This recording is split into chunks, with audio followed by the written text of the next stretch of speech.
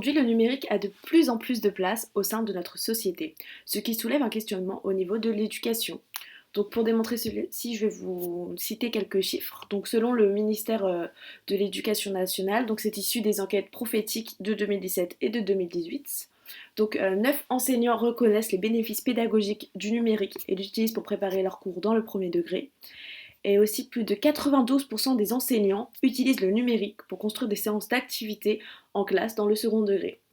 Donc suite à ces chiffres, nous allons aujourd'hui faire un débat sur un sujet passionnant qui est le numérique à l'école. Donc pour répondre à cette question, nous avons 4 chercheuses avec nous, donc Camille, Solène, Candice et Valentine. Donc vous êtes plutôt pour ou contre le numérique à l'école? Bonjour, merci beaucoup de m'accueillir. Le numérique doit avoir une place à l'école et en particulier les élèves doivent apprendre à utiliser ces outils, que ce soit pour le quotidien ou dans le but de garantir une insertion professionnelle réussie, comme ce que l'expliquait le ministre de l'Éducation nationale. En France, en 2019, 91% des Français sont internautes, selon le groupe de sondage Marsouin, et 75% des salariés utilisent les outils numériques plus de 3 heures par jour, selon le cabinet de sondage Elias. C'est pour cela que les élèves doivent apprendre à utiliser les outils, car cela leur permettra d'être plus tard des acteurs de la société. De plus, cela donnera du sens à leurs apprentissages et donc les élèves seront motivés. Selon Sandrine Neuville, les apprentissages doivent avoir du sens pour les élèves. Il faut qu'il y ait un but à atteindre pour qu'ils soient motivés et acteurs dans leurs apprentissages. Merci beaucoup Camille. Alors est-ce qu'il y en aura une autre d'entre vous qui serait contre l'avis de Camille? Madame Lambert, vous évoquez les avantages du numérique pour l'entrée dans la vie en société. Mais qu'en est-il de son usage dans le cadre de l'école ? Je ne pense pas que le numérique soit une bonne chose à mettre en place au sein des institutions éducatives, bien au contraire. Reprenons l'exemple du confinement si vous le voulez bien. Maël Vira, chercheur en psychologie de grande renommée, constate que l'utilisation du numérique rendue obligatoire lors du confinement a eu des effets strictement négatifs sur les apprentissages des élèves et l'une des principales raisons est, je cite, la perte du contact avec les enseignants. En ce sens, le professeur se doit d'être présent physiquement mais aussi émotionnellement pour l'ensemble de ses élèves. De plus, comme vous l'avez dit précédemment, le numérique est déjà omniprésent dans notre quotidien, mais cela n'est pas sans conséquences.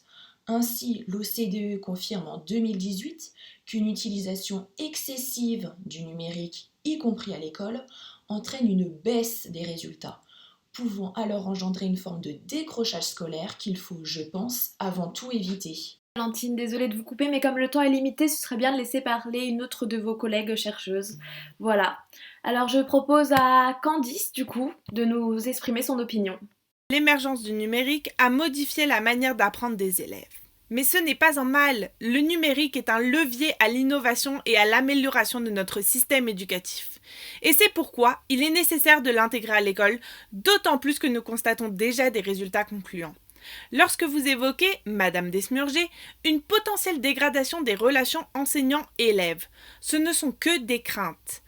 En pratique, selon l'enquête quantitative de Pascal Hague et Jean-Louis Durper, menée de mai à juin 2020 auprès de 731 Français, élèves du CP à la terminale, ainsi que leurs parents ou leurs enseignants, ces 3 membres de la communauté éducative estiment pour 72,8% que leurs relations sont restées les mêmes, et pour 16,9% qu'elles se sont même améliorées.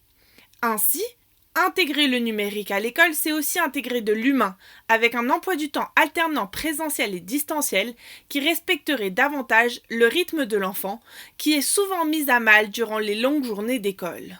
Merci beaucoup Candice.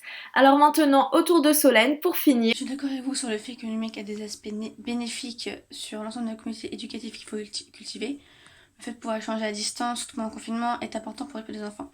Cependant, il y a un problème qui se pose, notamment sur la connexion Internet. Comment font ces élèves pour travailler et suivre les cours dispensés par le professeur sans connexion Internet ? Il y a donc une fracture numérique. Donc, d'après Ouest France, 17% des Français sont touchés par l'électronisme, donc presque un Français sur 5. Les personnes les plus touchées sont les plus âgées, les moins diplômées et les personnes à revenus modestes. Donc les élèves ayant besoin d'une connexion Internet et d'un ordinateur pour suivre leurs cours se trouvent en décalage par rapport à leurs camarades et en plus de ça, ça peut créer un isolement social. Le numérique reproduit donc les inégalités de moyens, mais à l'école. De plus, cette contrainte peut amener dans certains cas un décrochage scolaire d'élèves en grande difficulté numérique, mais également scolaire.